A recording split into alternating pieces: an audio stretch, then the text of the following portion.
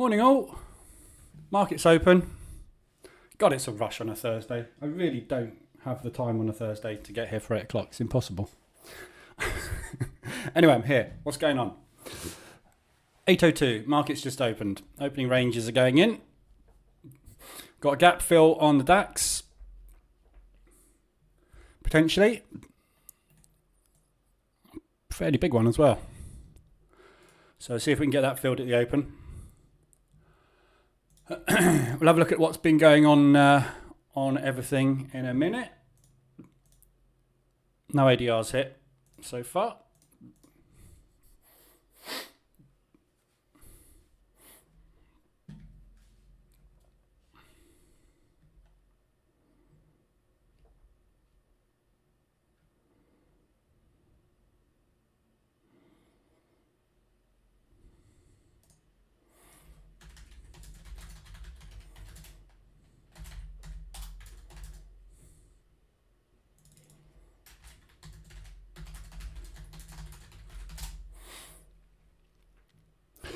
Morning, Andy, Peter, Rahat, Diamond, Trevor, Harry. Morning. Money from anywhere is more than welcome. Yep.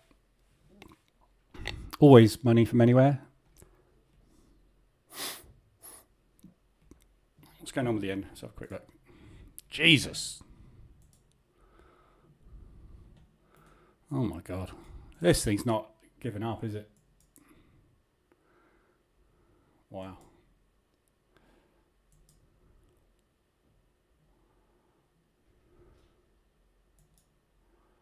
At least the Aussies don't seem as strong now. It's one good thing. At least the Aussies have actually decided to weaken a little bit. What's that pound odd up to? Bullish today so far. That's good.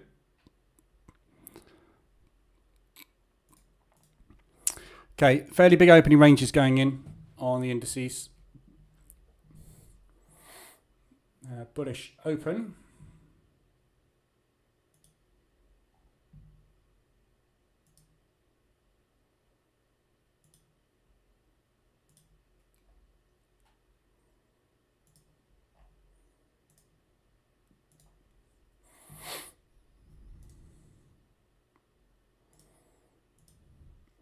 Okay, so there's our opening ranges.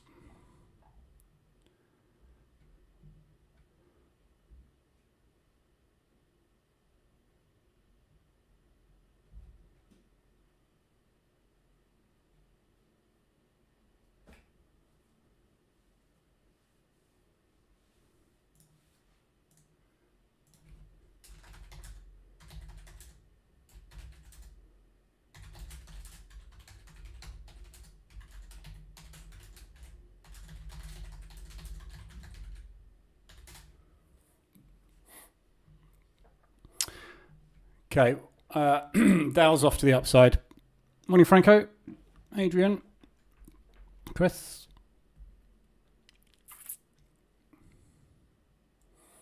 So see if we get a reaction at this double top. Have a quick look at what the other indices are up to. FTSE's trying to push higher as well.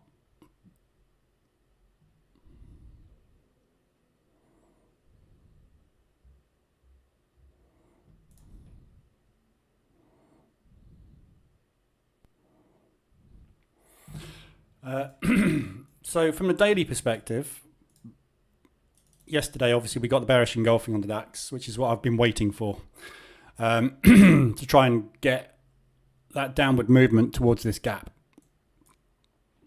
Just going to quickly put a sell stop underneath that low, just in case we are just retesting these highs, looking for basically anticipating an M pattern to come and fill this gap. And obviously also we still haven't got this gap fill. So with regards to where we are from yesterday, this was the control candle we were looking at as being responsible for that range.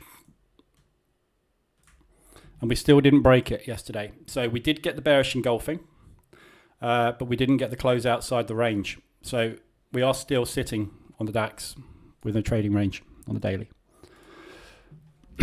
So this morning, obviously, if we're going to get a continuation bear move, which obviously started to look like it was going to do that yesterday, we will quite often get a push up and a pull back.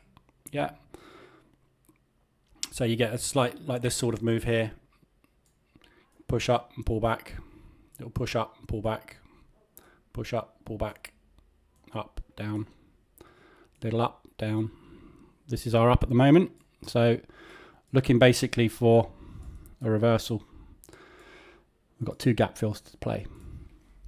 So we'll see how we get on. I don't really want to take this long today, but we'll see what happens with the other indices. The FTSE is double topping, triple topping on the FTSE. Haven't got it on this platform, but triple topping on the FTSE. And the other indices, NAS is going fast this morning.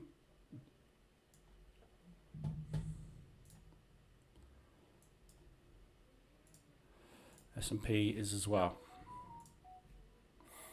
So just going to monitor it for a minute and just see where we go. Looks like we are rejecting up at these highs.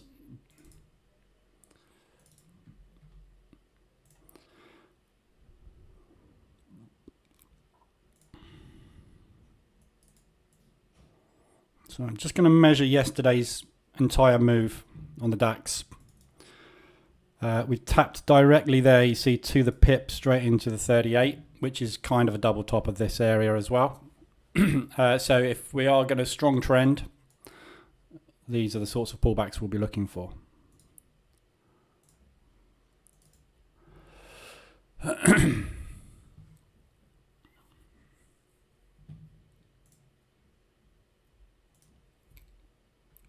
Okay, short one on the DAX.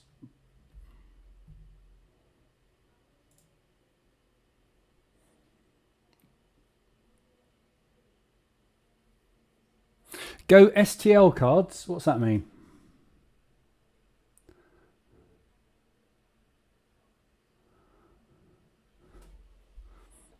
Don't know what that means, Chris. Go STL cards.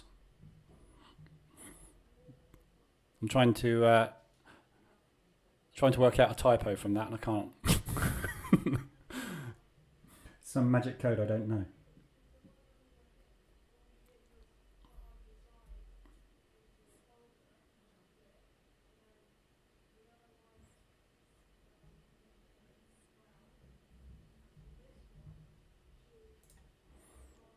Okay, so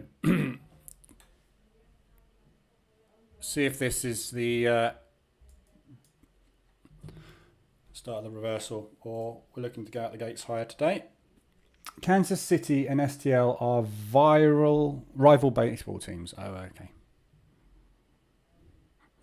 I know nothing about baseball at all. Okay, DAX looks like he wants to go today.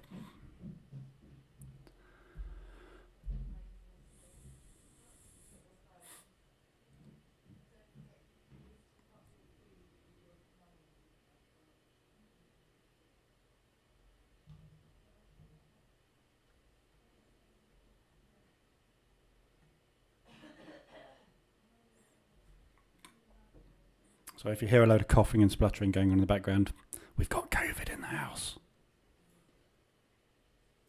Wife's just tested positive this morning. Not bad. We've survived the entire time without it. But yeah, she's got it this morning, which means I've probably got it as well. But I don't feel like I've got anything. Get good rejection in the Dow at these at the initial opening high. DAX is looking heavy as well. Got 2.5 minutes left, 3 minutes left on these candles, right? As the FTSE's coming down. NAS is rejecting as well.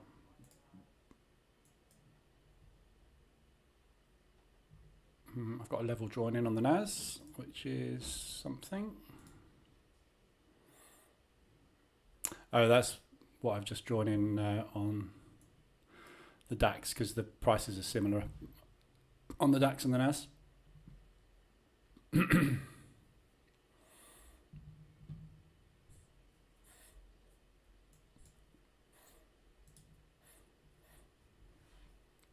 Indices look bullish today. They have only just opened, so give them a chance. That was just an initial flurry of orders. We haven't really got a direction yet. We haven't broken the opening range high yet, or the opening range low. We're just sitting, deciding where we're going at the minute.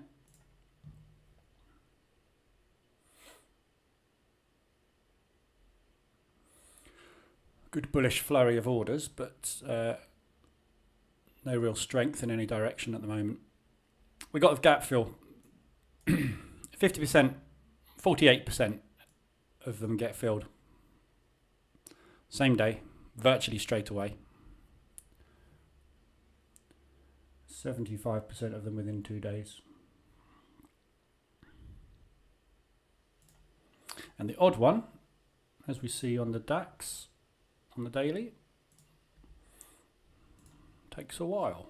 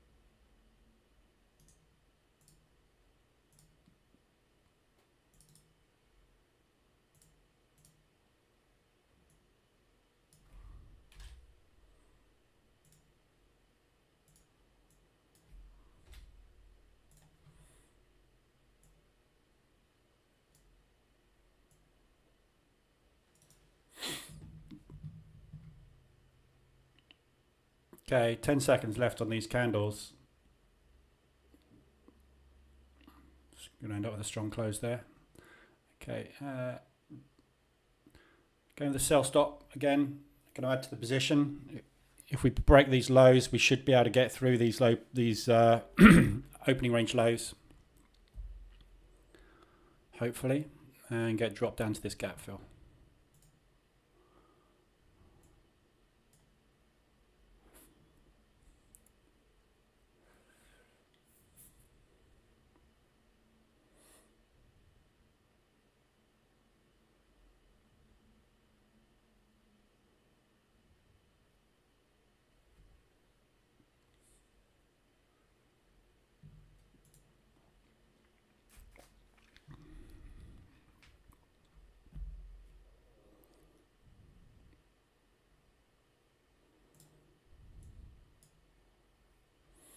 It's the 7 o'clock opening candle. So that's when the exchange opened.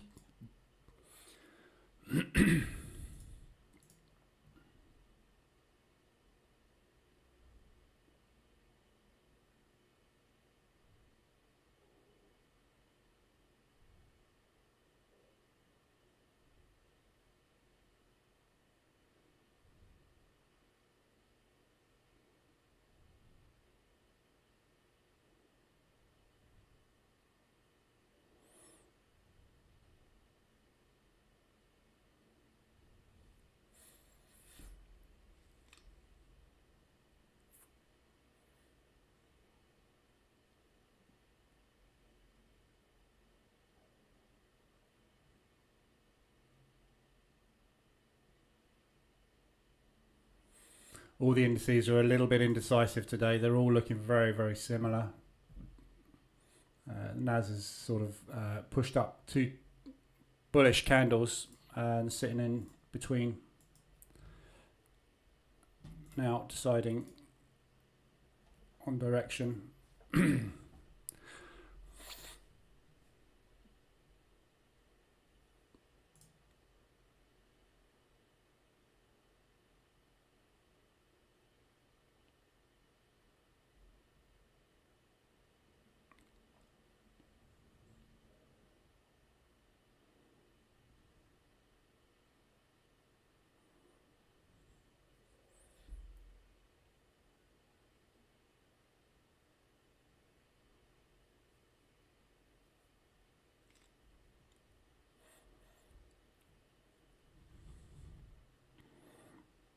Getting close to getting stopped out in that second position.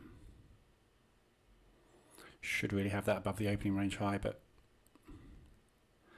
no, stopped out in one.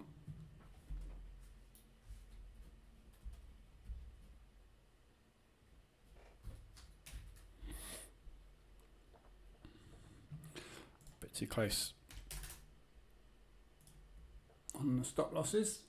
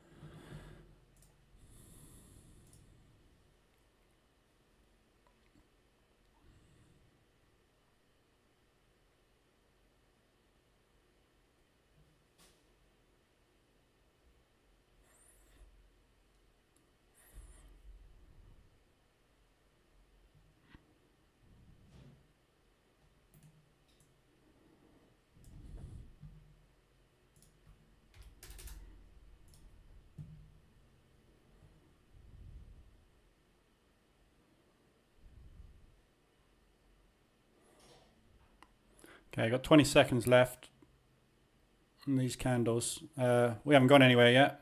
Still undecided. A bit too tight on that stop loss. I still would have got stopped out on that even if I had gone with the opening range high. Still would have got me, but can't make his mind up yet. So we've got inside bars on all indices at the minute. No direction. The only one that's broken out really is the Dow. S&P's kind of broken out, but not dramatically. Tricky one this morning. I'm just going to reduce my stop on this in case we're going long. I'm just going to reduce it down to half, so it'd be 0.2 or 0.3% loss rather than a 0.5 because we've got a bullish engulfing. So if this is going long, might as well reduce risk, and then I'll flip long and we get an opening range breakout. Not quite sure where we're going though. If we are going long, we suppose we're going up to yesterday's high. It's a long way away. Could be anywhere up here. Difficult to pick a spot today. This accumulation breakout there, potentially at the 50%. We've obviously got highs there.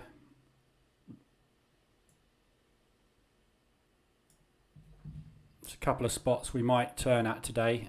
We've kind of really haven't quite tested that, but I would suspect more likely 50% retracement or back up to where we broke out the opening range yesterday there.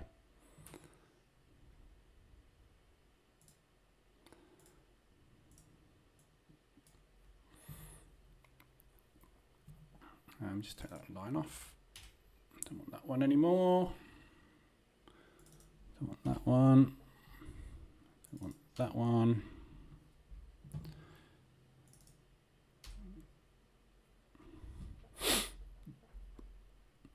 Ming, I'm buying at the top wick. Yeah, if you get a breakout, you got a good little movement up there. Or up there. So after closing my system this morning, I got home and found my positions on Mars.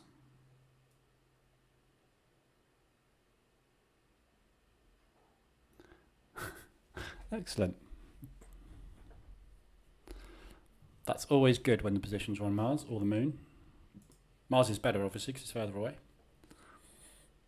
Getting some more pushing coming across the board. Still waiting for us to get a breakout of this opening range though. There's a lot of wicks. There's a lot of selling action coming in on the DAX this morning. At the open, a lot of rejection of the highs, but the other indices look bullish at the minute. Not very strong though. There's nothing really strong this morning. Everything's taking its sweet time to get anywhere.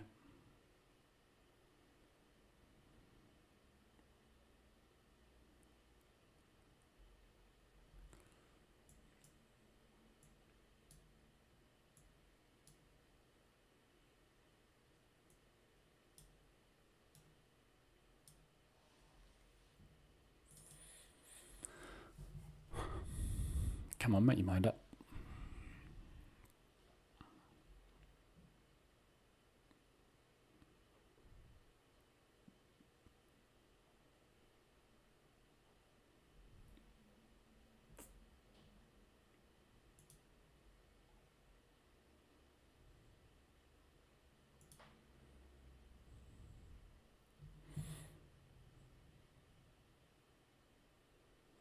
Wow. Looks like we're thinking of putting another doji in. I'm putting a doji in, rather.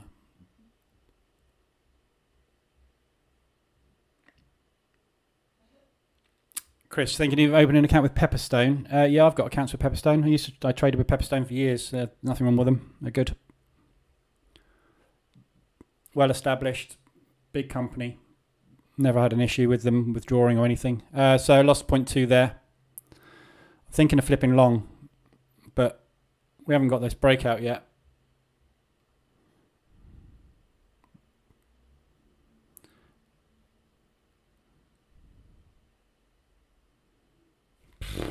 This is awful. Where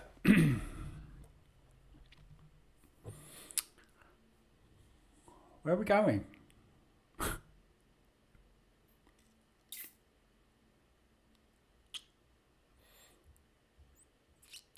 Still like the gap fill.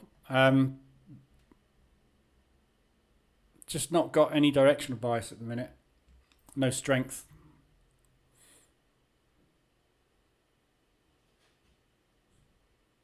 I'm just going to monitor this on my other monitors. I might jump over to it in a minute if it catches my eye, but at the moment there's not really any directional bias. It looks bullish, but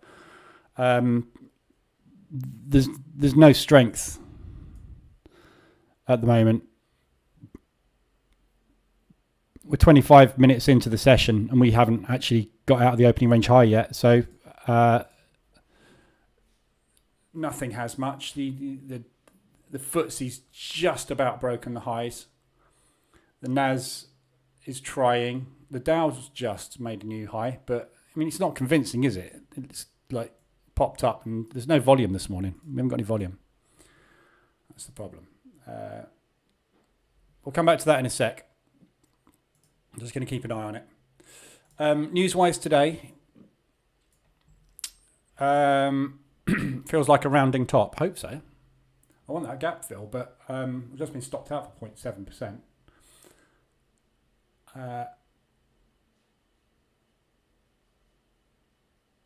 It's all very weak. Right, so big day today. We've got 8:30, 4 minutes. Swiss franc monetary policy rate for the Swissy, and obviously we got PMIs for the euro. So we're going to watch that. We've got the SMB press conference at 9:30, along with manufacturing PMI and services PMI for the pound. That could have an impact on the pound. We've got durables this afternoon, and we've got PMIs for the US dollar as well. So big news day. We're going to get a lot of volatility coming through on the FX pairs today. We should see some decent volatility. So let's concentrate on the Swissies to start with. It's got some weakness starting to show on the US indices, but euros are still not going anywhere at the minute. So let's have a quick look at the. Anybody got any Swiss franc move positions on?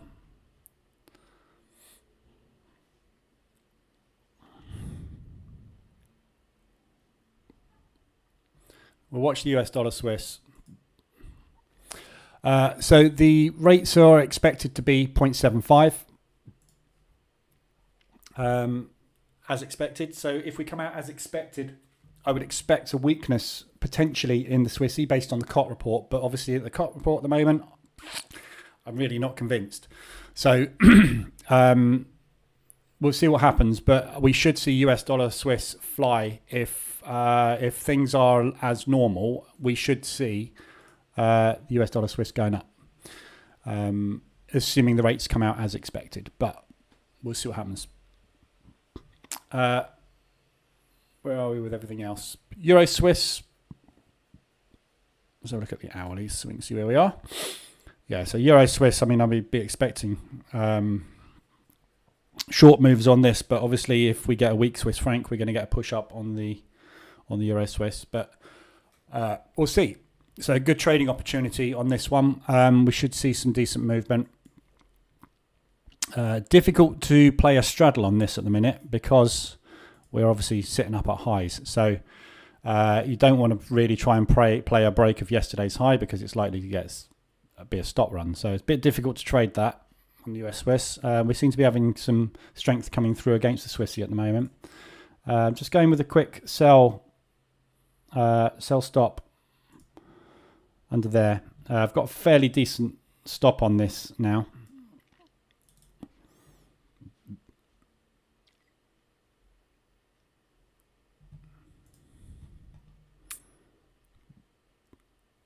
We are really struggling to get higher today on all the indices. So it does look heavy. I'm just waiting for it to collapse like that, but harder, faster.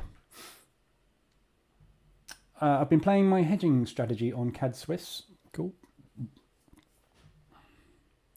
Yeah, CAD Swiss would get some decent movement on. Bullish against the Swissy, so looks like there's speculative orders coming in weak on the Swiss at the moment. DAX is obviously going to get moved on the announcement as well. So German PMI rate is as expected. Not a lot of volatility. Wow.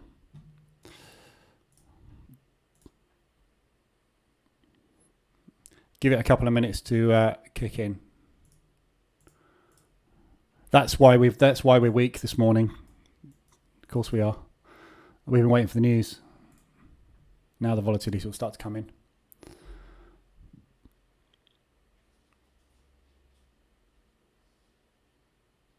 Looking bullish on the DAX, going long one. Just cancelling that pending off.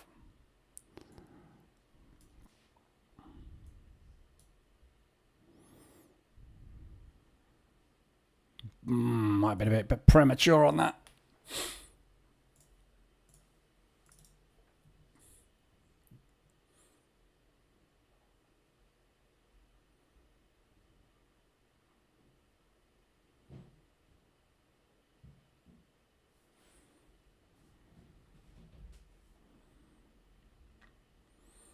Okay, so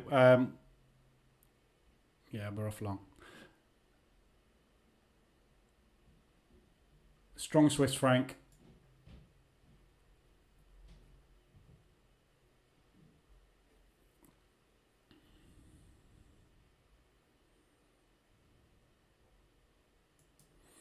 So Euro Swiss short. Might be a nice time to start getting into it. Doesn't seem to be doesn't seem to be a lot of volatility, to be honest. Not as much as I was expecting off the back of that.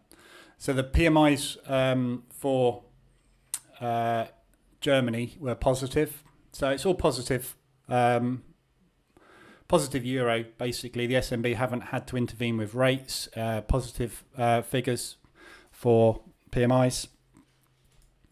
So it's all good for Eurozone.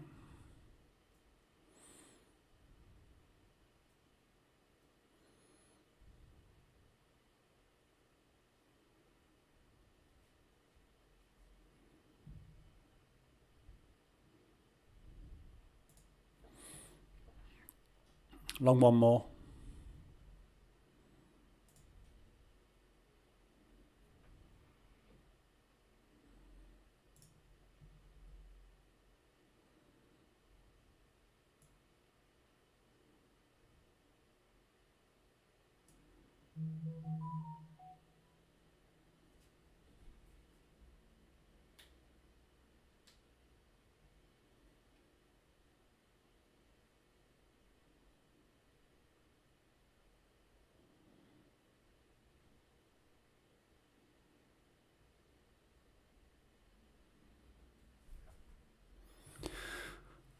Stalling out here now.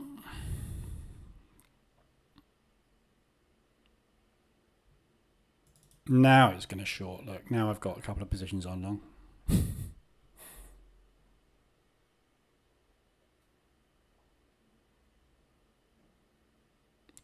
Tricky market this morning.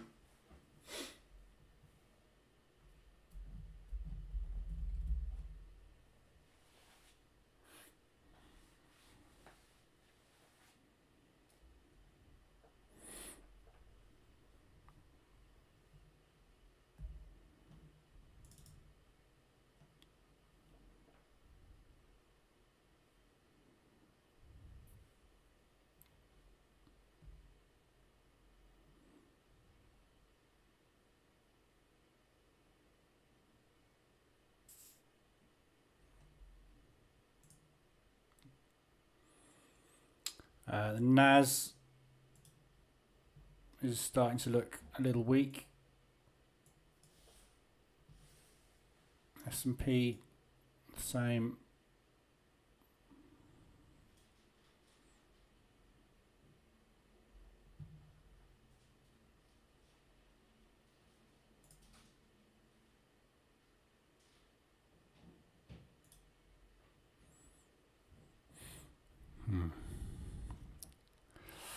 Right, so we're back down within the opening range high again. What the hell is this thing up to this morning?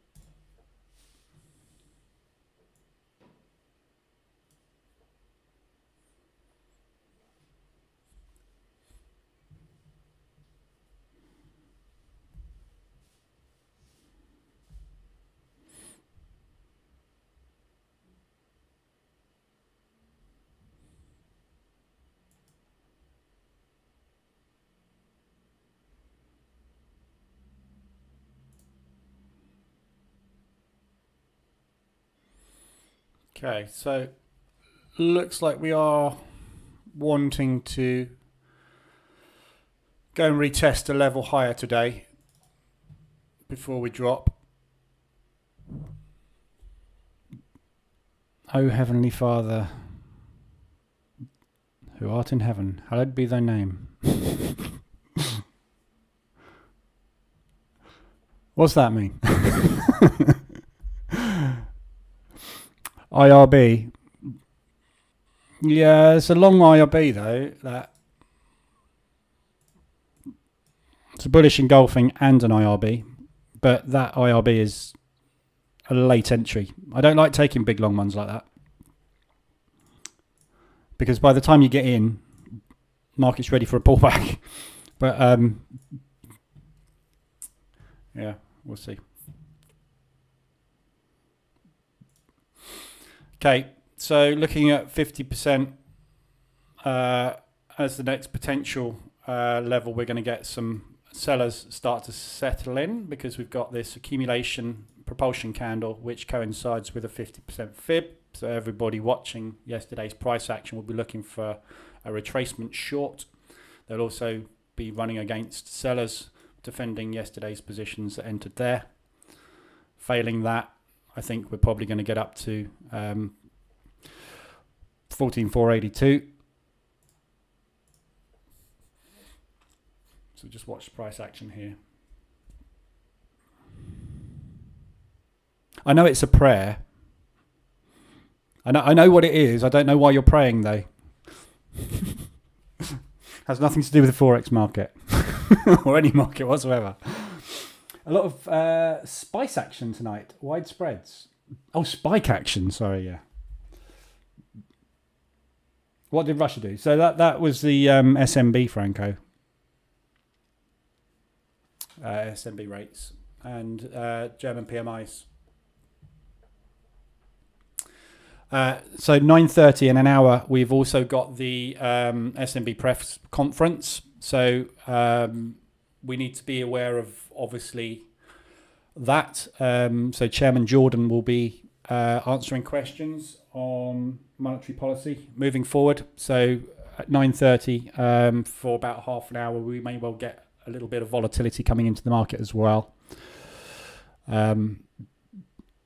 So what I'd like to see is some nice market structure, bullish action for an hour. Hopefully getting up to somewhere I can get out my positions. And then SMB press conference. Go bearish and hopefully try and get this this gap fill and last week's gap fill complete. So just going to monitor that.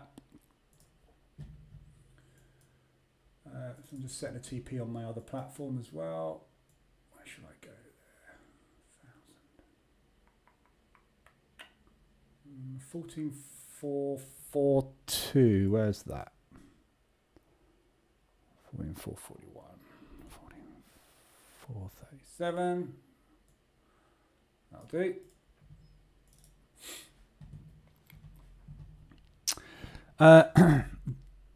SMBs, don't call me names. Yeah. Can we keep the religion out of trading, please? Yes, totally agree.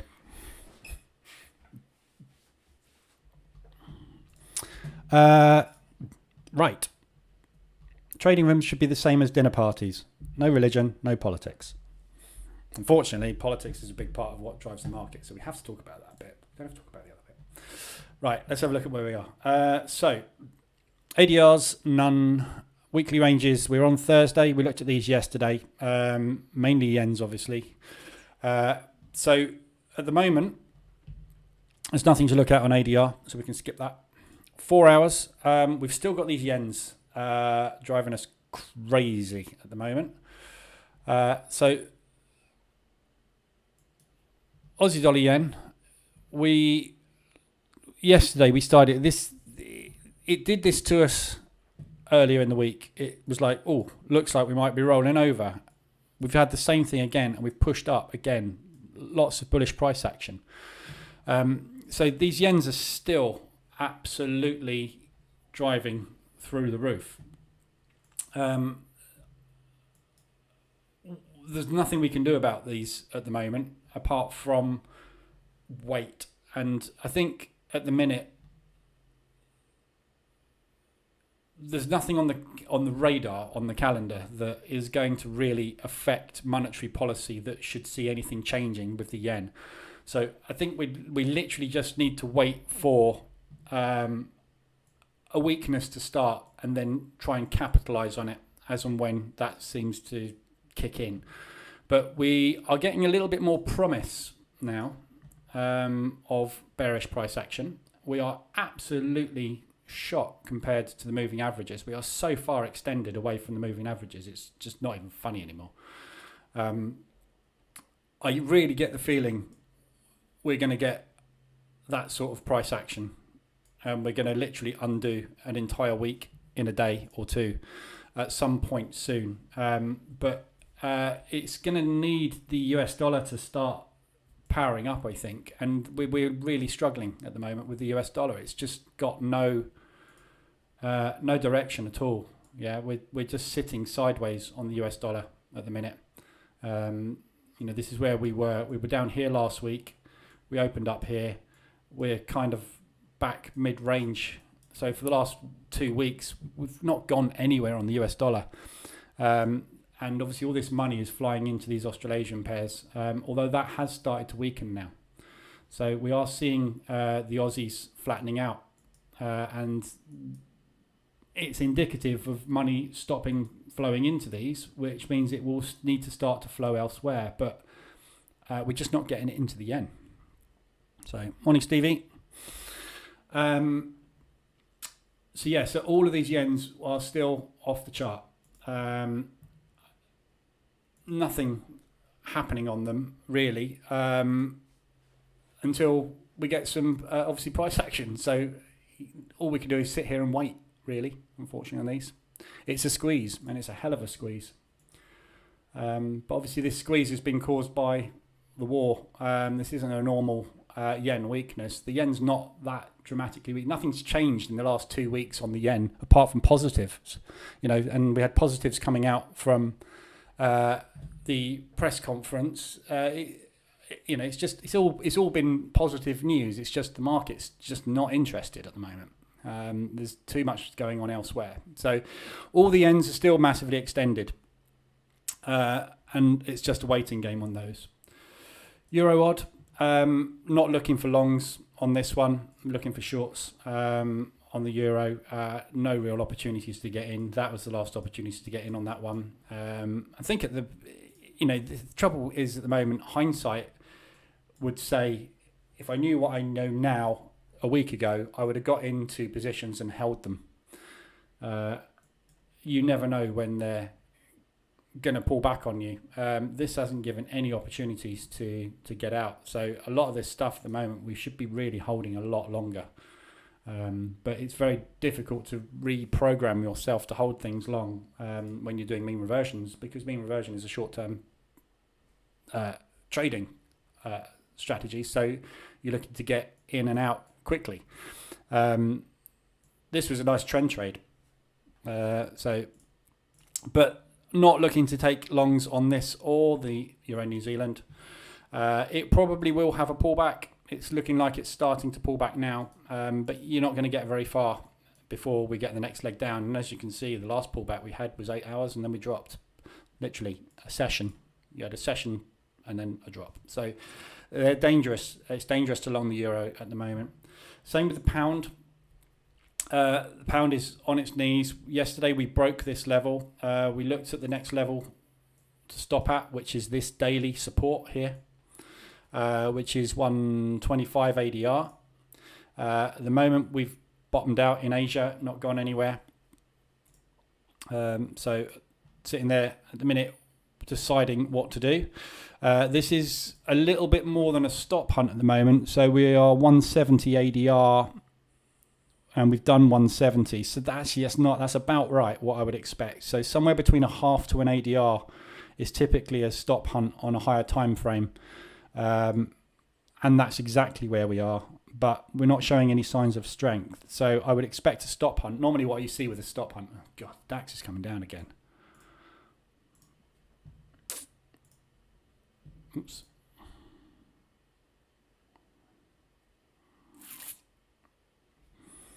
Hopefully this is just a pullback for long positions. Just keeping an eye on that. So yeah, I mean, normally what I would expect to see on a stop hunt, they're usually quite violent. So if we're taking out a level, we usually take that level out and we're back very, very quickly. So this needs to get a move on if this is going to be indicative of a stop hunt. And I would like to see us break back above that level today. If we do, and we get back up into this accumulation, I think we've got a good chance of this moving, especially with the weakness that we've seen coming through on the Aussie and the New Zealand.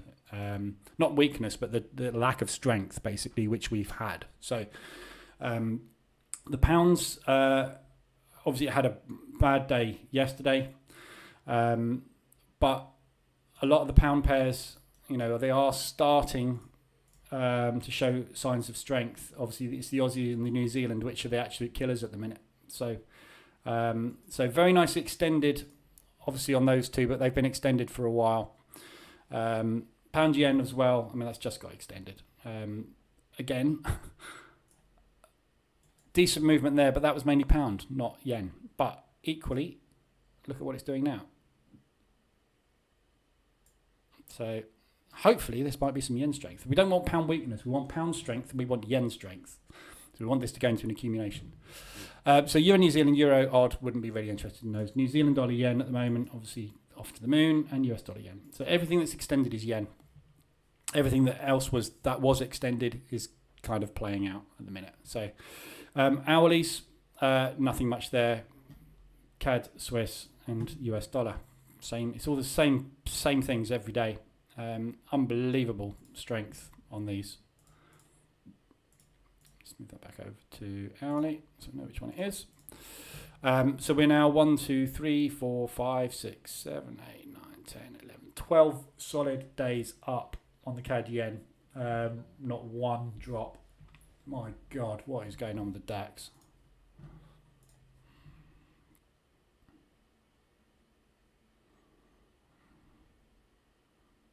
Sheesh.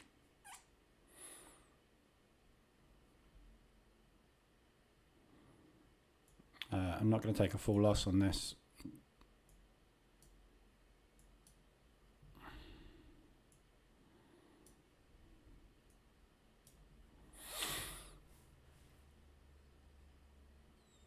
Can't make this thing out this morning at all.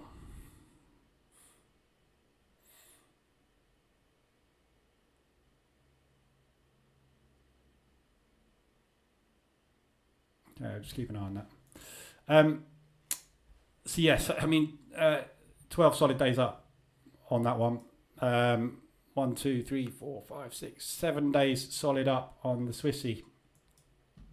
Aussie dollar, yeah, I mean, they're all the same. There is nothing going on at the moment of any strength whatsoever on this yen. So waiting game, unfortunately, on those. I'm trying to get in on my CAD yen with some aggressive drawdown control positions, and they're all failing. So got another one this morning there, but we'll see if it holds. One of them's going to hold. And this is what I was having a chat with somebody in the Telegram group yesterday. The thing with when you're in a position and you're stuck in a position, and you've got to the point where you're uncomfortable and you're trying to get out with aggressive drawdown control, you will be stopped out on aggressive drawdown control positions quite often, multiple times. It's not uncommon for me when I do aggressive drawdown control to get stopped out 3 or 4 times before I catch the one that works. When the one works, the important thing to do is when you get that next leg confirmation, add the same position size again. Get more aggressive, depending on how obviously much in drawdown you are. But if you get another position on, you've got a large portion of position on which, when you get one move down half an ADR to an ADR, by the time you're down here, you can not just get out of your position, you get out of your position with a very healthy profit. But if they stop out, they stop out. But you will always get, when you get that move that works, that one will more than pay for the aggressive drawdown control positions, and it will obviously allow you to get out of those. I've just stopped out on my other platform of the DAX. The DAX is not my friend this morning. 0.7 down at the minute.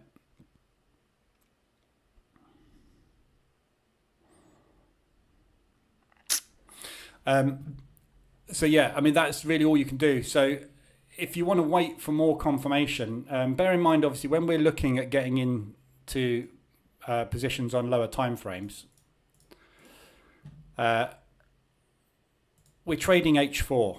Yeah. So you need to look at when you get into a position and a position works. You've got to come basically down quite a long way on the 4 hour. So when you're getting in on lower time frames, so if you're trading H4, M15, for example, if you get in with an aggressive position on M15 and that position suddenly goes boom, boom, down to there, yeah, you need to jump out onto a higher time frame, onto the H4 time frame, and think, right, I'm in, where are we going? and look for where we're going on the 4-hour chart and concentrate on managing your position on the 4-hour chart, because the 4-hour chart isn't going to scare you out. The hourly chart or the 15-minute or the 5-minute chart will scare you out, because you'll see so much more of that going on.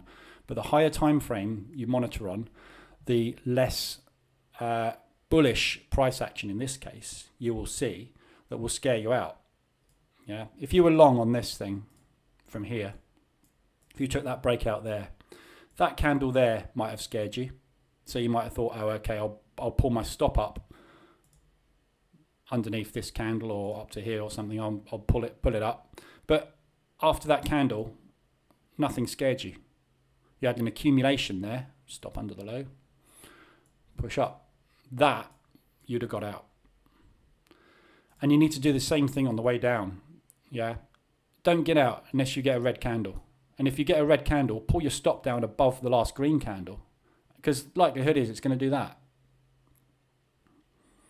So whenever you get into any aggressive positions, whatever reason they are, don't monitor them on the time frame you get into. Enter your position, set your stop. If you're going to get stopped out, you're going to get stopped out. If you're not going to get stopped out, let the thing run and add to it. If you get a bearish engulfing on the 4-hour, put a pending order under that 4-hour candle.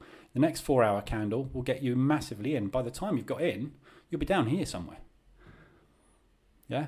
So you'll have 2 aggressive drawdown control positions, one up there, one down here, and you'll be down there by the time you look at it again, and you'll be thinking, wow. And all of a sudden, your break even that might have been sitting somewhere down here, by taking these 2 positions and having price down there, your break even is now here. And you're like, now I'm 1 ADR away from getting out of this thing. Yeah. And the nice thing about the yens is as well, for me personally, I'm asleep when most of the price action happens. So when I wake up in the morning, as Franco just said, suddenly you've got a load of profit on the table. And you're like, oh, thank you very much. Take it off. Do some drawdown control on the positions. So that's all you can do with these yens at the minute. Or if you're in too much pain, close portions of them out. So if you've got multiple positions on, close out 25% of each of them, or close out 25% of a couple, or close out half of a couple of them, just to reduce that speed of drawdown. But it's tricky, very, very tricky with these yens at the minute. It's the squeeze of all squeezes. But unfortunately, it's just not a financial squeeze. This is a fundamental squeeze. And there's not a lot you can do about these. Same with the pound at the moment, that pound New Zealand. This isn't caused by normal market action. This is caused by the war. Can't do anything about wars, unfortunately. Is it your preference to always trade indices in the mornings? My MT4 doesn't show any of the cash versions that you are showing on your MT4 Market Watch. I'm scalping at the moment. Yeah, I mean, basically, I'm just scalping at the moment because I need to make money lower time frames at the minute, because the market's so unreliable at the moment and very difficult to position trade, because there's no directional biases on anything, because everything's just going wherever the hell it fancies. So that's why I'm trading. But the DAX in the mornings, because it's the Frankfurt session, London Frankfurt session, and the US indices in the afternoon in the New York session. This moves more in the morning, this moves more in the afternoon. So they all move pretty much together, but you'll get more volatility on the FTSE and the DAX. If you haven't got the cash, I mean, this is there's different brokers will show you different things. So if you haven't got the cash index, you'll have a synthetic index, which is the same. It's just you'll have market. So my other platform on the DAX here,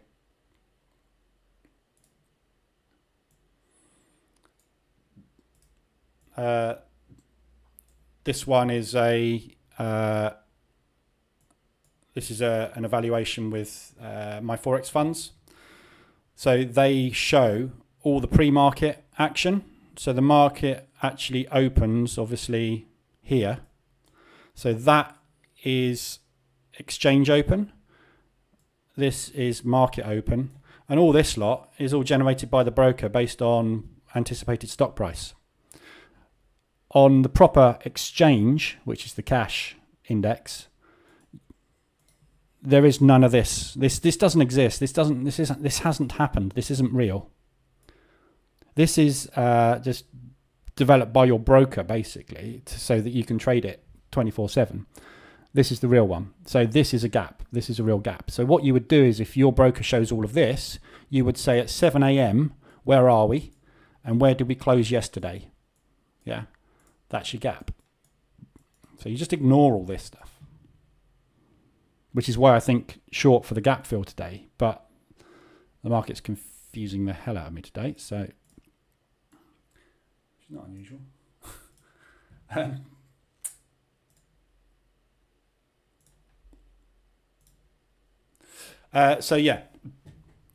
So that's the difference.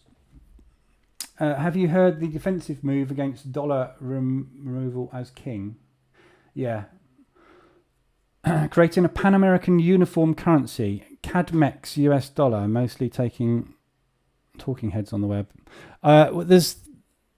There is talk that the US dollar may well not be the world currency, basically because of what's changing. You know, the world is changing a lot at the moment, and we've got too much dependency on the US dollar in the financial markets, and I think there is a good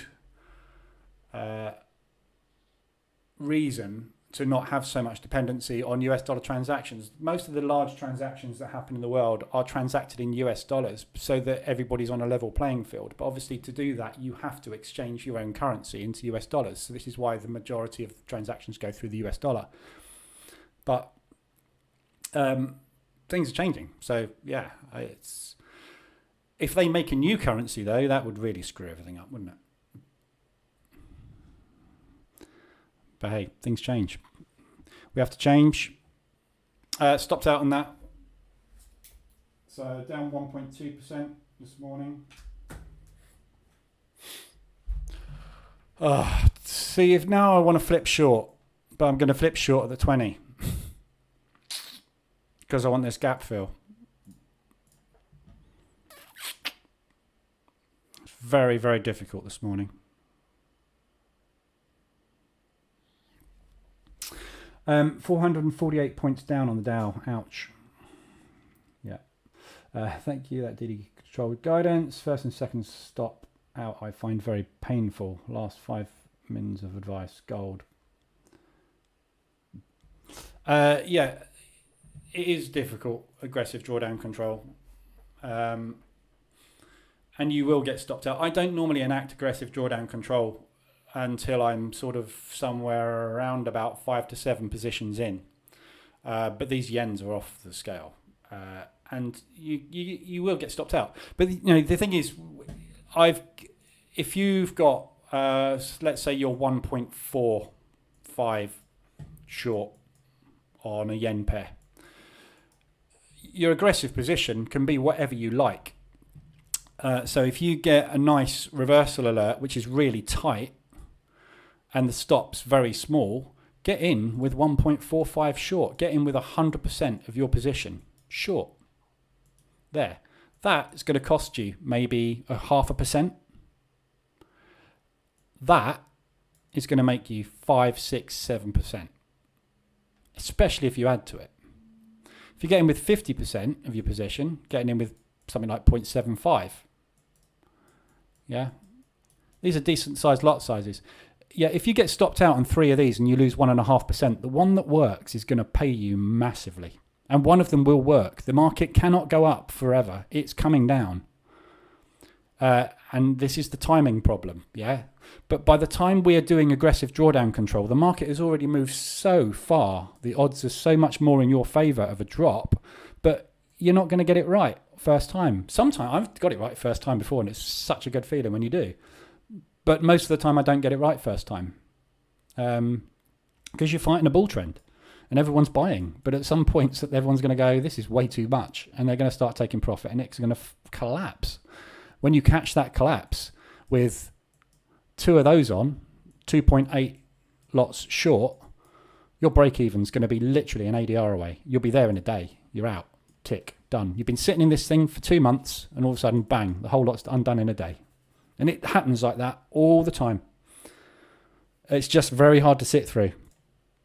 Very hard. This thing's driving me nuts. Just taking me out on my stops, and now we've gone bullish again. I don't know which way this is going today, and I don't think the market knows which way this is going today. There's nothing going on directional bias-wise. I really want to play this short for this gap fill, but we're not getting far enough up. I get the feeling we're going to slow grind today, which should be very painful to trade.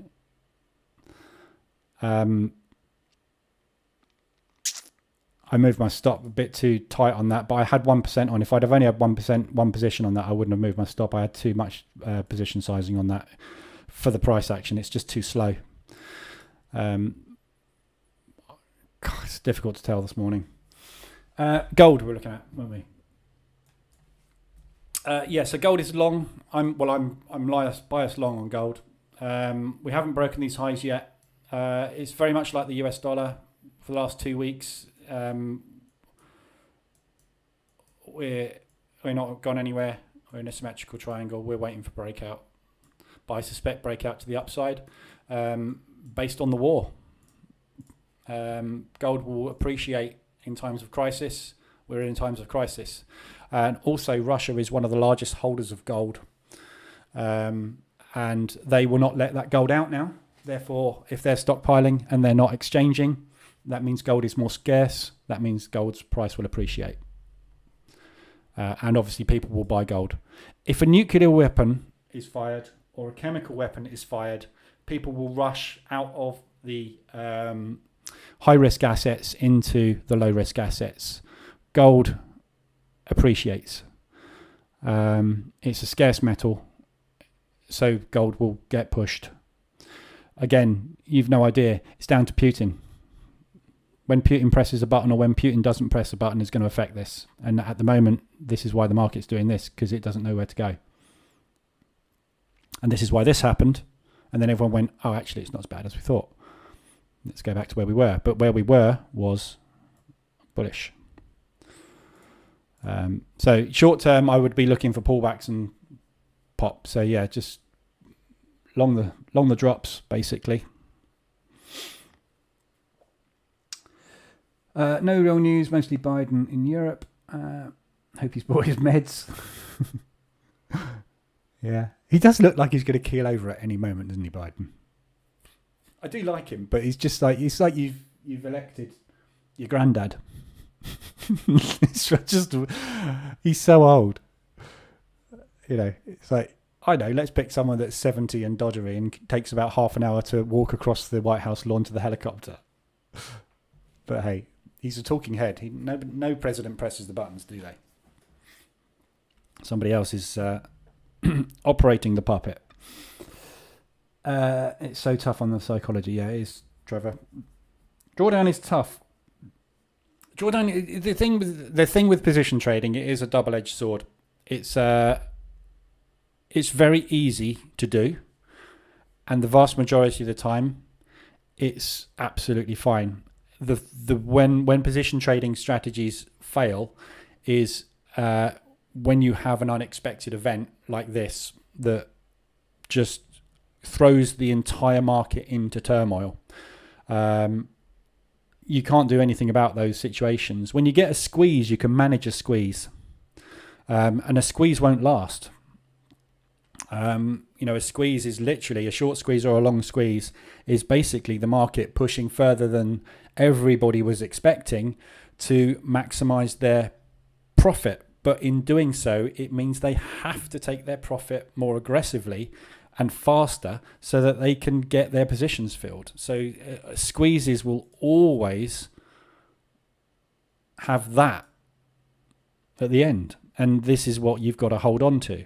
When you get something like a war, it's a completely different kettle of fish. It's just there's nothing you can do apart from kind of sit and pray and hope that it's going to come the other way.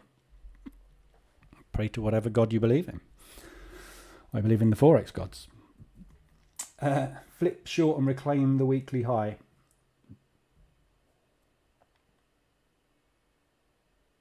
Not quite sure what you're talking about then, Chris. That was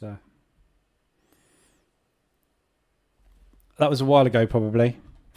I'm not sure what I was looking at. When is the right time to move stop loss to break even in the toolkit? There isn't. If you move stop loss to break even, you'll get stopped out a lot of the time. I tend to move stop loss to break even when I've got a large move in my favor. So if I've got a position there, and price has gone up to here, I will do that just to protect it, but in anticipation of continuation. What I'm protecting myself from is one of those stupid spikes that just goes vroom, vroom, vroom. Market, just a complete correction like that, where it's just collapsing for some unknown reason. So a break-even stop loss is literally, for me, I'm right, it's working. If it goes completely wrong because Biden says something, or not so much Biden, but if Trump was to tweet in the old days, or somebody presses a nuclear button or something, that's all my stop loss break even. As I said yesterday or day before, if you move your stop loss to break even, your stop loss will get taken out because the market goes like that. And if you get in here, and the market will come back and it will take you out before it starts its next leg. So you get in there, the market will come back, do a pullback before it starts its next leg. So every time you move to break even, it's a 70 to 90% guarantee that you're going to get stopped out on it. So I don't tend to do it. I'd rather take profit. We are coming off of this 20 at the minute. But we are also not looking like we're making highs here, and potentially looking like we're head and shouldering. And that's what my play is today. So I'm really tempted to hit the short button here. I'm going to put a sell stop under there, assuming that is the high of the session, and we're head and shouldering.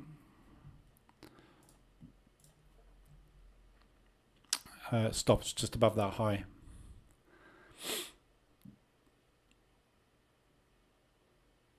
Gonna have one more crack short at this, just with a 0.5%. Just try and get some back this morning. If I can get back to break even this morning, I'll be happy. It's a tough session this morning.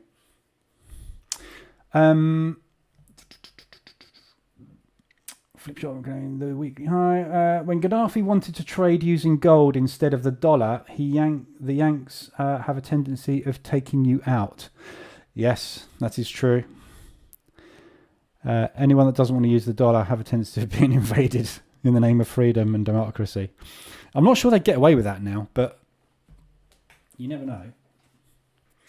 The thing is, at the moment, there is a completely legitimate reason to invade Russia. Not to invade Russia, but to step in, isn't there? I mean, they've completely just gone, fancy that, I'm having it. Bang. Let's kill a load of people along the way. You're not allowed to do that. We've got rules. Well, the Western world has got rules. It's called not killing each other. And I think the West is well within its rights to step in, but I also completely understand the fact that we will be starting a nuclear war, and we don't want that. So it's a very hard situation, isn't it? There's other ways to take people out and to stop wars. It's whether or not, and I'm very surprised that last week he stood in the middle of a stadium. That was a massive opportunity for a sniper. But, you know, who knows? I don't run countries. Market manipulation charges on major Japanese firm, Asia block. Stock sales driving Asian market fluctuations. Yeah, I know it's tricky at the minute. There's a lot going on in China as well with the housing and everything. There's so much going on in the market. This is the problem at the minute. It's very, very, very difficult, even on short term, as you can see. Some days it's just very, very difficult to know what the hell's going on at all. But this is not unusual. We have, we have rotation days. Before the war, before COVID, before everything, we had rotation days. It's not unusual. So you just got to deal with it at the minute, unfortunately. For aggressive drawdown control, to try M5 reversal is recommended.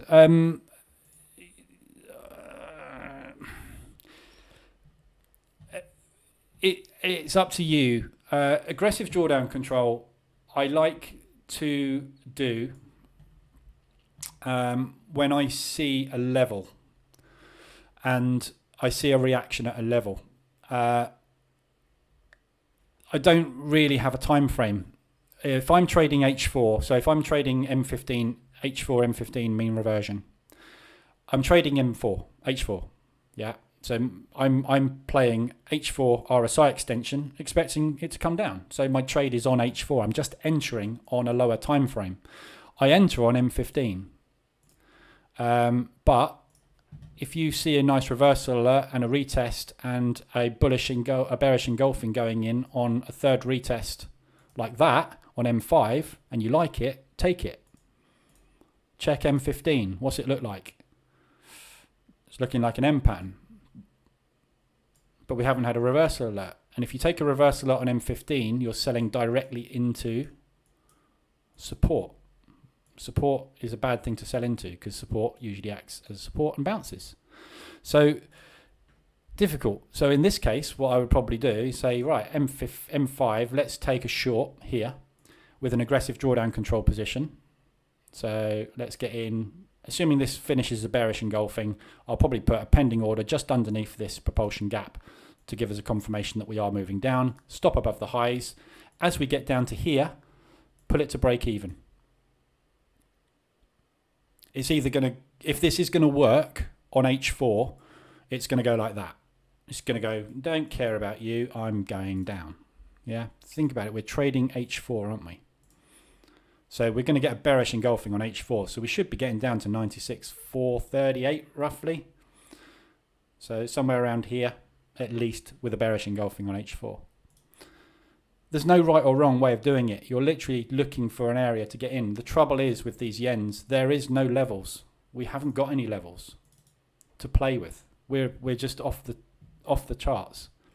So you've got to go up to daily charts and look back historically at where we have stopped. And if you see something happening at one of those levels, that's going to have a lot more weight. These are areas we decided we didn't want to trade above in the past. And remember, this is daily charts. We're looking at months and months and months of price action here. So if we get up to these areas and you start to see it fail, that's good. There's a lovely area here. Yeah.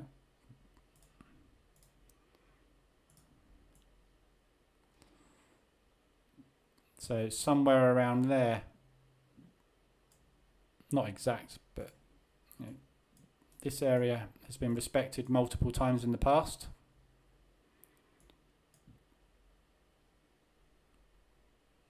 You know, that's all you can do when you're up in the clouds, and when you look left, there's nothing. You just have to think right. ADRs, yeah, another good thing to do with aggressive drawdown control. If you hit ADR, as we did yesterday, I think we hit ADR, not on this one, but on other pairs yesterday, we hit ADR. Good time to get in. Get in at 150, 125, 100 ADR. So if you see reversal alerts around there, that could be it, because we see ADRs being hit on the last push. But that's looking pretty good at the moment, CAD Yen for a short.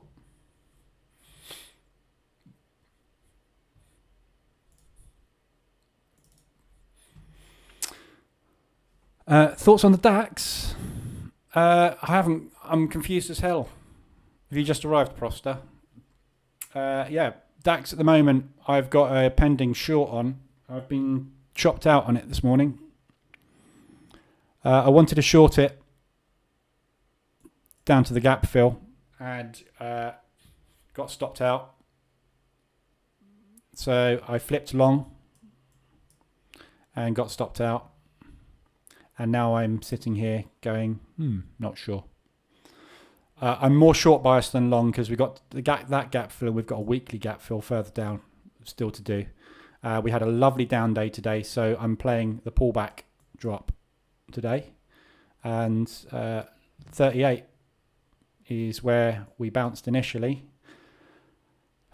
But it's just not going anywhere. We've got no momentum in any direction on any indice at the moment. Literally all of them are just grinding ever so slightly higher. CAD yen's coming down lovely. Let's just quickly check out the others. We've got some little bit of yen strength showing, not a lot, but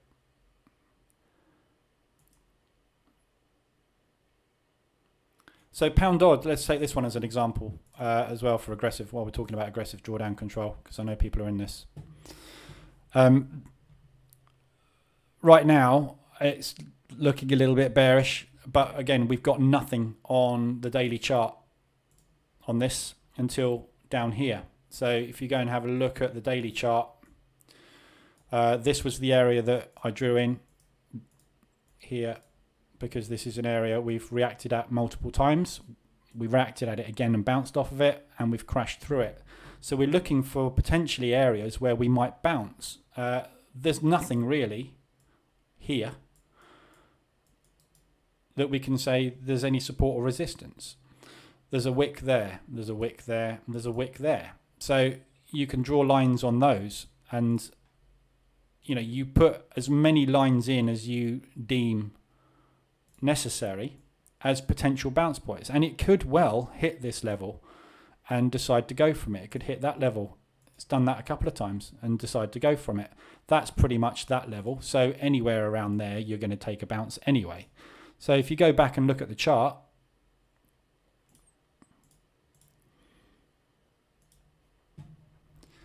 on M5, we came down, we hit that level, we bounced off of it a couple of times. So that would have been an area to take aggressive drawdown control positions at. And you're still in them. If you're in them, basically. If that fails, that's that big low, that's the next one. So I'll be looking down here for the next one, if these don't hold. But it is bouncing off of this. You saw me draw those levels in there, didn't you? I was on the daily chart. I have no idea where it was on M5, but that's what I drew in from historically, from back there. And it just so happens that's exactly where we're bouncing to the pip right now. Price has a memory. The more you draw in support and resistance, the more you see this happening, the more you see it hit to the pip, the more you understand that the algorithms are at play here. The reason this turned here and here is not because a load of people stepped in. It's because an algorithm said, we're going to be buying at 156, around about. Not going to buy at exactly that, but that's where we averaged out our long positions, and this is where we're going again. The algorithms are looking at everything over here to make their decisions. But whether this is going to hold or not has got nothing to do with anything apart from the fact whether or not the institutions at the moment have got more of those orders or more of those orders to execute. And that we can't tell. But that's a pretty good level. NATO meeting all lining up for class photo. Your man PM seems well liked. Yeah, Boris is the guy you want at a party. And as you know, if you've been watching the news, in lockdown when we weren't allowed parties, he had a lot of them against the law. He's a party man. Whether he can run a country or not, don't know. But yeah, he's certainly one of the blokes that will put out the bottle of whiskey at NATO. I'm pretty sure of that. Being liked doesn't necessarily help you as a politician. Depends who's in charge. But it's a short one now. At the 20, bit of a risky. We're in an uptrend at the moment, but we are really, really, really not in a strong uptrend. So I'm going to take a second position short on the. Oh, this is coming down hard now. There we go. So there's that head and shoulders I drew in at play. Yeah. So there's your neckline break. Okay, sell stop underneath that low for a second position. If this is not a pullback long. Franco, try getting married. You'll need a hair transplant. Yeah, try being married for 14 years. I've still got my hair though. What scares me with GA is you go out to the daily, there are tons of targets short. Yeah. Yeah, sorry, I've just covered that, haven't I? Biden looks like he needs a compass. So sad. This is elder abuse. This is not the best America has to offer the world. Hey, you elected him.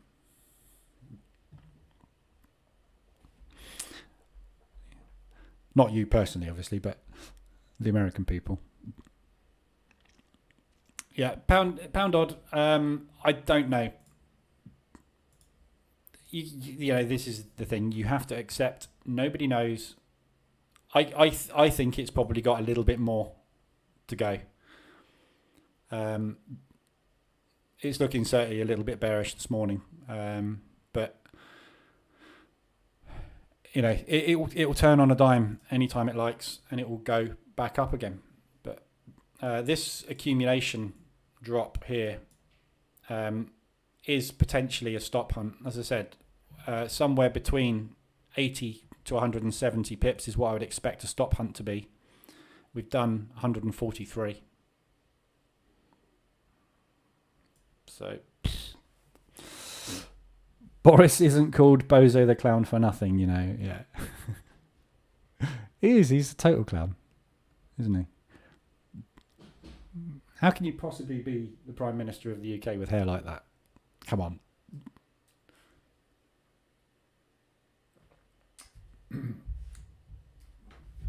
But anyway, we elected him. You know. As I said yesterday, my wife keeps saying to me about voting. It's like, who are you going to vote for? Who are you going to vote for? I don't really care. I'm not interested because it doesn't matter who we elect. The same thing is going to happen. They're going to make a load of promises. They're going to break all those promises based on the funds available. And what changes, you know? So it doesn't matter who you put into power. They will do what the hell they like. So my view on it is I will do what the hell I like. And basically, I'll vote for the one that I like at the moment. Boris was quite good and fun at the time, so I voted for him. Whether it's a right or wrong decision, I don't know. There's another good bloke in charge of the other team that's a lawyer at the moment. He's probably a good bet for next year, but I don't know. What's going to happen when he gets in? Everybody behind him is going to tell him what to do. Doesn't matter who's in the front, does it? You adapt. Adapt and survive. I'm the only one who believes after market crashes, Forex traders will be the last ones standing. We can move faster than Wall Street. We have. I think what you need to do is you need to adapt to what is going on. I've adapted my trading style and strategy over to the indices because I've seen an opportunity in the S&P to enter a bear market. So I've switched more away from Forex into indices purely because at the moment we're in times of turmoil and FX pairs are very difficult to scalp. Indices are much easier to scalp because they have more stable patterns and less manipulation. I love manipulation. I need manipulation when I'm position trading. When I'm scalping, I don't like manipulation because manipulation does that. Exactly what we've seen this morning. Manipulation would just chop you around. So you're better off scalping indices than you are, I think, Forex. So you've got to adapt to what is changing in the world, basically. If you want to extract money out of the market, you need to pick the market that is the easiest one to extract money from at the time that you need that money extracted. And for me at the moment, It's just following these patterns until the rest of the market's calmed down. And when it's all calmed down, I will go back to trading much more like I used to. But, you know, things change. If I'm able over the next few months to continuously extract what I need to extract out of these, then I'll keep trading them, I think. So I'm just taking a short on my other platform. That's a bit of a big position, actually. I might take a smaller one today.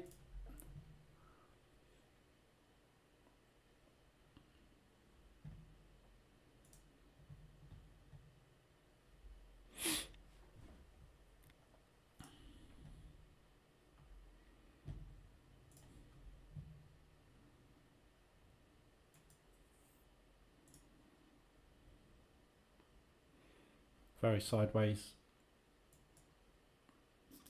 at the minute.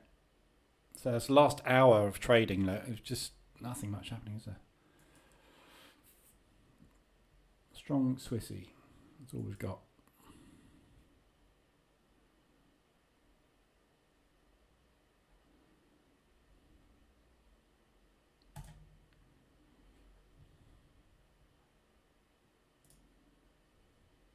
Okay, so holding these two. If we get a break of the opening range low, and if we get a break of the index open, I think we've got the gap fill today. So I'm going to hold these for a gap fill. I'm down 1.2 so far this morning. That will get me back way above break even. In fact, what I might do is just wait until I get to maybe 1.8 and bank one, and then let the second one run, just in case. But I think my initial idea was right. It's just very difficult to execute this morning. But we'll see. We haven't got these lows broken yet. So there's your opening range high. So that should be higher session, hopefully. If we break the opening range low of the 90 minutes, we should be off to the south. I've noticed that the hustlers on YouTube have switched to options con games. So many people being fooled. Really? I don't really watch anybody on YouTube much. I have a few people I follow. I don't follow them. I watch their videos every now and again, but I don't really spend much time. I'm trading most of the time, so I don't really have time to watch people, unfortunately. There's a few people I like.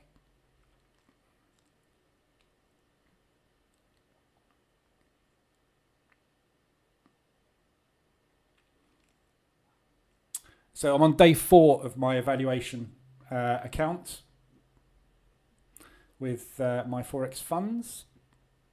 Tomorrow I should be hit target. Well, I've hit target, I've smashed target. Tomorrow my 5 days is up, basically. So I've gone stage 2. Then I've got to trade for another 5 days and do 5%, I think.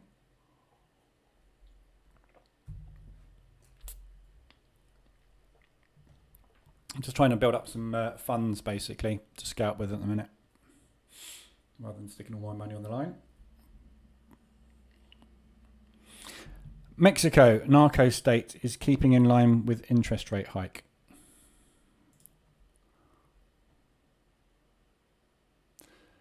We just had the PMIs for the UK. I don't know much about that Mexican thing. I was just reading your comment, but I don't know what it means or what impact it's going to have on anything. So yeah, 9:30. We've just had the SMB press conference has just started. So watch out for volatility on the DAX. PMIs for the pound were mixed, positive and negative. Services is up, which is interesting because this is banking. So that's good news. That's good news for the pound.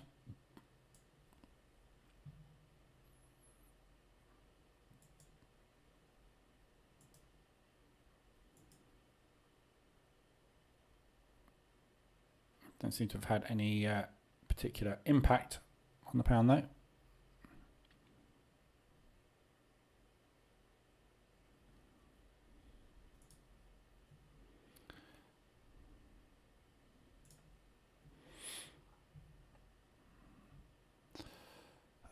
Is this my platform froze? Oh no, it's moving. DAX looks like it froze then.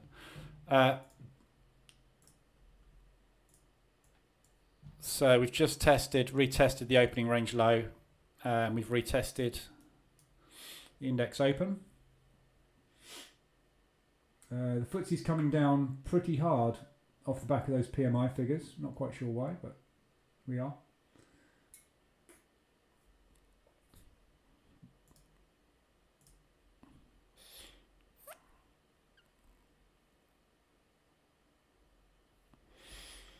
Pound reacts negatively to good news these days. Yeah, it's that the news is irrelevant. The reaction to the market is what the market needs to do. They use the news just to manipulate. Whether it's positive or negative, it doesn't have any impact on direction. They will just use it to dump orders, basically. So people see a movement, they dump orders, they tell people to go short, everybody dumps in short, and then obviously they come back and stop them out. It's just a manipulation technique.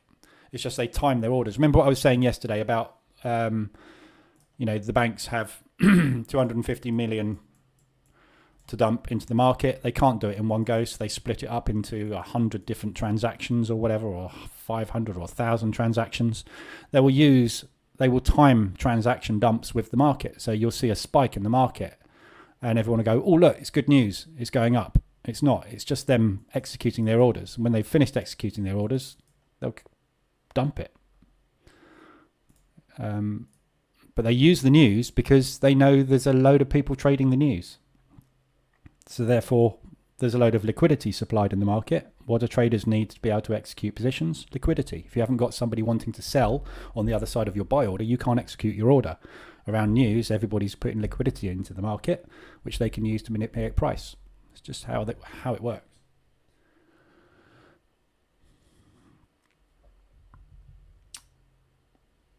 Peter, you haven't got that gap on the DAX with Blueberry.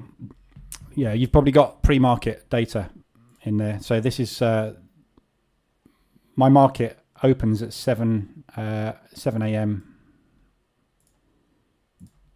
So that candle is 9 a.m. which is UTC plus 2. So that's a 7 a.m. candle. So you will have candles from midnight all the way up to 7 a.m. probably, which is why you won't see a gap. So you will see that. But that is 7 a.m. So there's your gap. This is all just pre-market broker pricing.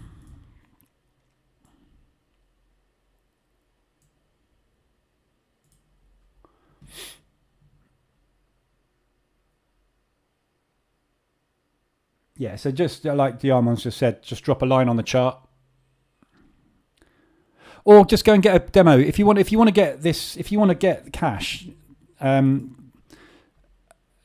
cash index, just go and get an account with RoboForex. Open a demo account with RoboForex because RoboForex have the cash index. This is with RoboForex, this one.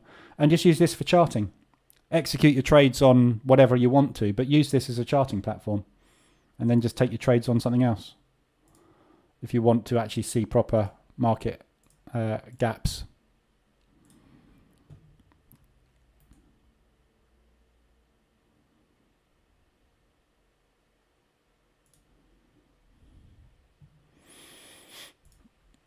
Right, see if we can get some momentum going. So the SMB press conference is underway at the moment. I just know what's going to happen today. The SMB press conference is going to do that, and it's going to stop me out, and then it's going to come down and fill, isn't it? It's just I just got this horrible feeling today. It's going to be one of those days.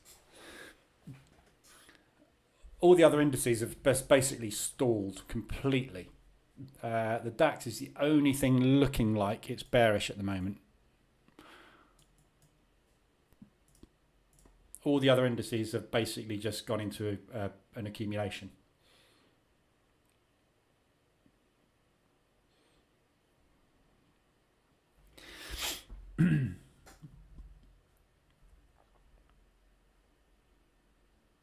Norway is saying they will be raising interest rates faster than previously reported.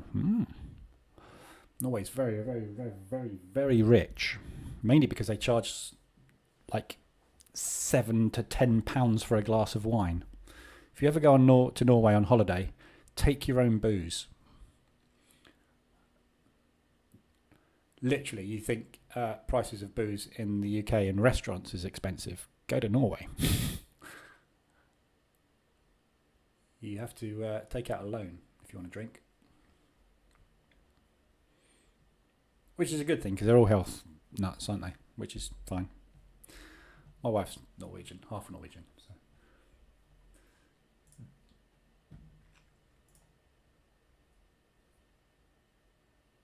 So. Okay, DAX basically is stalling, so I'm going to I'm going to keep this short. So my plan basically for this morning is that I'm going to just monitor this. I'm toying with the idea basically this morning of just trying to get this 1.2 back in the bank and going flat on the session and just write this session off because it's just not it's not really doing a lot. We're hugging the 50. I'm looking for a break. Oh, that's a broker. I love it. Have you guys all, you know, when you sign up on websites, anything to do with Forex, do you get every now and again, you sign up on a website and it's usually some dodgy signal service or something, and all of a sudden your phone lights up and literally for weeks you get brokers and other people just phoning you. So they obviously basically get your data and they flog it to all the rubbish out there. And I can't remember what it was that I signed up on. But I saw, I don't know what it was, I saw an ad on Facebook. I went and signed up on it. And since I signed up, my phone rings literally twice a day at the same time, virtually every day. And it comes up as potential fraud flagged on the phone. So obviously I know it's one of the brokers. But every now and again I answer the phone and I keep them on the phone for as long as I possibly can, feigning interest. And then at the end of it, sort of usually about half an hour into the call, I go, you do know I'm just completely wasting your time, so you can't go and con some other mug. And I hang up on them. It's just, if I've got spare time, it's just something fun to do. But, yeah. God, this market is... And you know the reason you get these broker phone calls is because 60% of people lose 60% of their balance within 60 days. In Forex when they sign up with a broker. So the broker has to renew 60% of their client base every 60 days, which is why they are desperate to purchase data of anybody interested in any kind of trading, because 60% of their customers go bankrupt every month. What a business. They put 50% of their profits into marketing because otherwise they ain't got any customer left. When you refer to DAX, is it Germany 30? Yeah. It's you'll either have Germany 30 or Germany 40 is the DAX, depending on whether your broker has updated. So, as you can see, this broker is Germany 30, which is what it used to be. And in the new year, they introduced 10 new stocks into the German index, so it's now the Germany 40. But a lot of brokers just didn't bother updating. So they left it as Germany 30. It's just the ticker. It doesn't matter. It's not. It's the same thing. It's the DAX. The German stock market.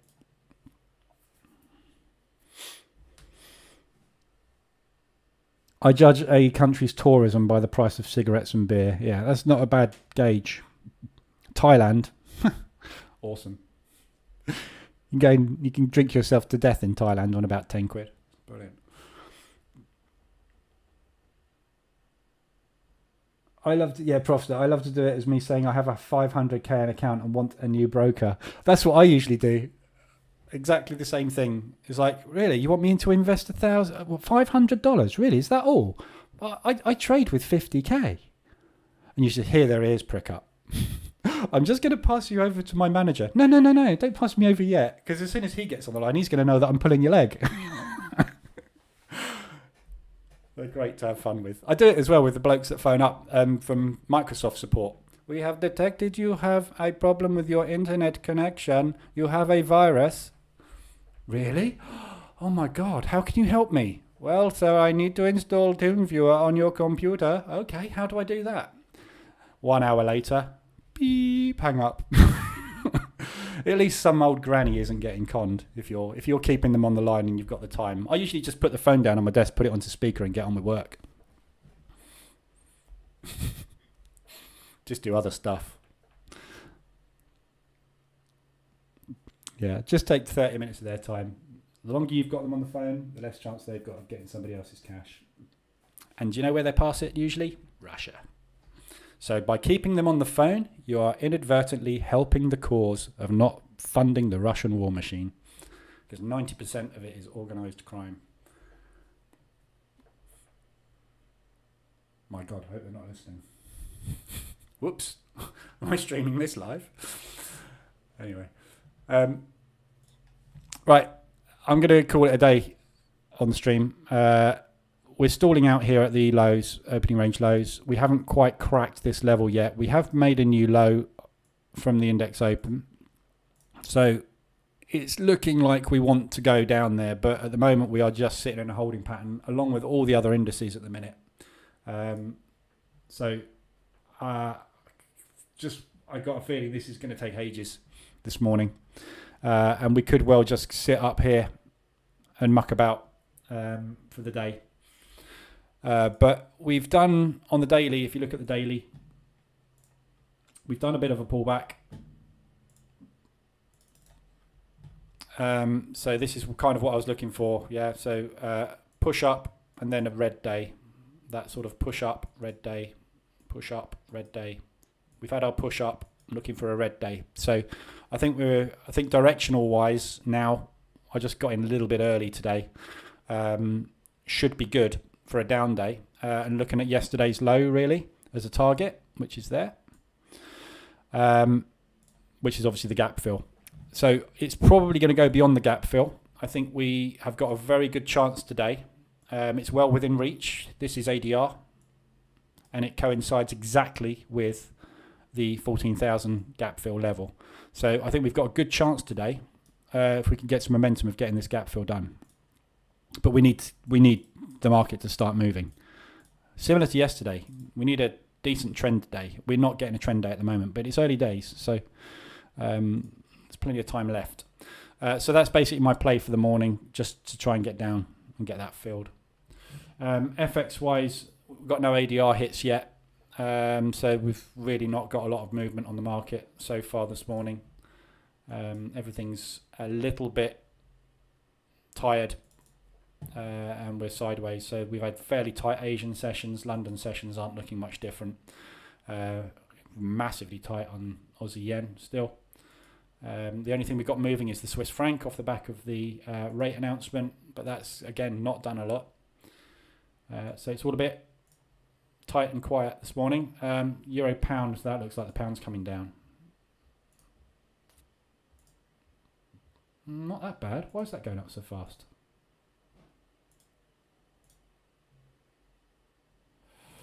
We got a bit of a strong euro. I'm not quite sure why the euro pound is quite so protracted, but good potentially for short. So yeah, everything else is very, very, very quiet, and we're within the Asian range on a lot of this stuff. So no movement, and I think we might have that for the rest of the morning by the looks of things. We got durable goods at 12.30 for the US dollar, and unemployment. We got Waller speaking this afternoon, and we've got PMIs for the US dollar at 145, 15 minutes after market open. So market open might be a bit flat this morning, a little bit like we had with the DAX. And then we'll wait for the PMI figures, and then the market will probably move off the back of that. So might be worth being a little bit cautious at the open today. But we'll have a look at that at obviously when the market opens. So I should be monitoring that this morning. And that will be a nice probably about 1%, 1.5% profit. If I can get down there, if I can hold it down there and not get scared out by price action. But we'll see. Hopefully when the press conference is over, we'll get some volatility and movement coming into the market. But yeah, it looks good for a short at the moment. We just need to crack these lows really. Just get this low broken and held. We tapped straight into it to the pip there, look, and just popped off. So there's some buyers there, not a lot. If we can crack that, we've got nothing to stop us till we get down there. So it should be a fairly straightforward trade. Hopefully, there we go. We just popped it there. So yeah, that's my short. Spike the likes, as Franco said. You have a lot of subscriptions. Where are they? I don't know. Honestly, I've only got 4,000 subscribers, but most of those were for the videos I released over the last year. When I started releasing videos, I got a lot of subscribers, but I don't promote this at all. Some people put a lot of time and money into promoting their YouTube channels. I don't do any of that. I do this because I trade. I'm not doing it to get 1,000 viewers and make whatever you make out of 1,000 viewers a day on YouTube. But if you want to spread the word, more the merrier. I don't mind. EG Proster. Yeah, we just looked at that one, didn't we? Whoops. Don't want to put that on there. Yeah, euro pound. I'm not quite sure what's going on with that. It seems an awful lot stronger than it should be, considering that the pound. That's why I was expecting the pound to be collapsing. It's not. It's not strong, but it's not coming down anywhere near as hard as the euro pound is going up. So I'm not quite sure. There's a little bit of euro strength, I think. Everything else, I think, is just sideways. The pound is a little bit weak. Therefore, we've got a little bit more movement on the euro pound than we can see on the rest. It's not a big move. It's just a little bit bigger than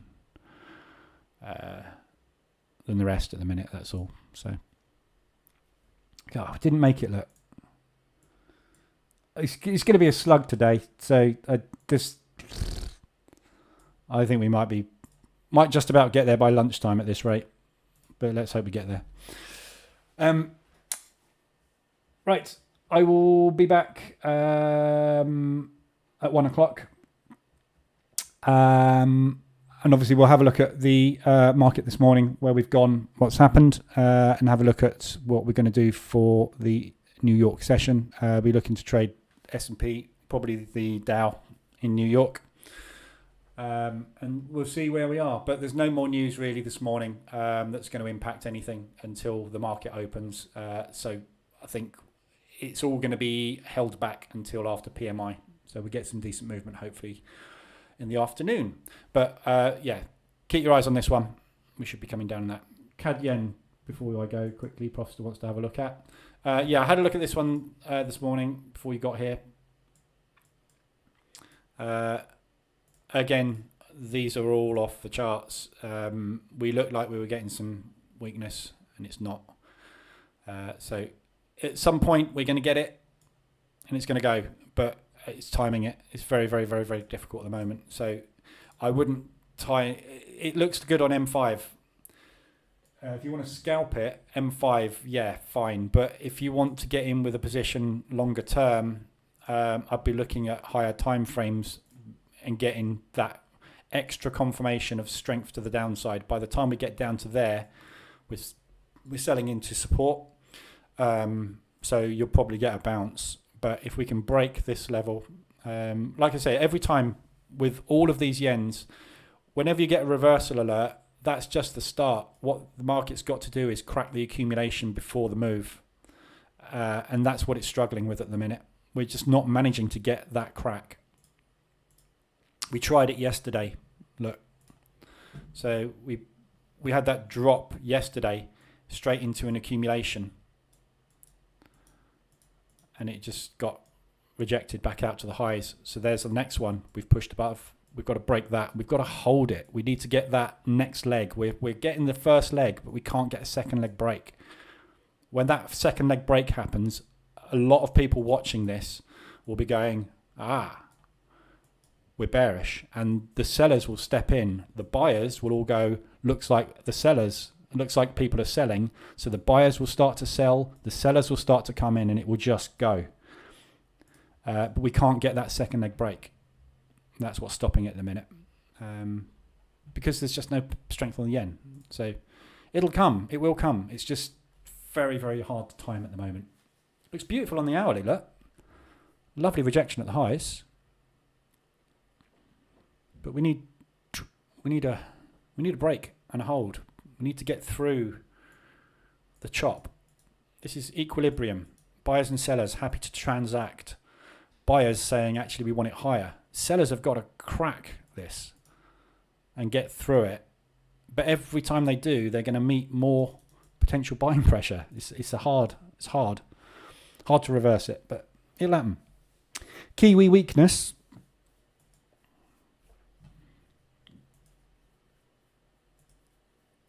Yeah, it is. We are getting this. I mean, this is what I was talking about. We are starting to see the Australasian pairs weakening a little bit now, which is good, and that's what we need. We need the money to stop flowing into these Australasian pairs, because all the time it's flowing into the Australasian pairs, it's not going to be going into the others. So, Morrow, you were rated to the fireman. I don't think so. I don't know of a fireman called Morrow. Peter, you can answer that one. Right, I'm going to leave it there, guys. So I'll be back on at 1 o'clock this afternoon, hopefully with a % or so in the bank. I'll update you on Telegram as to what's happening with that one. But otherwise, I'll be back at 1 o'clock. Have a good morning, and I will see you then.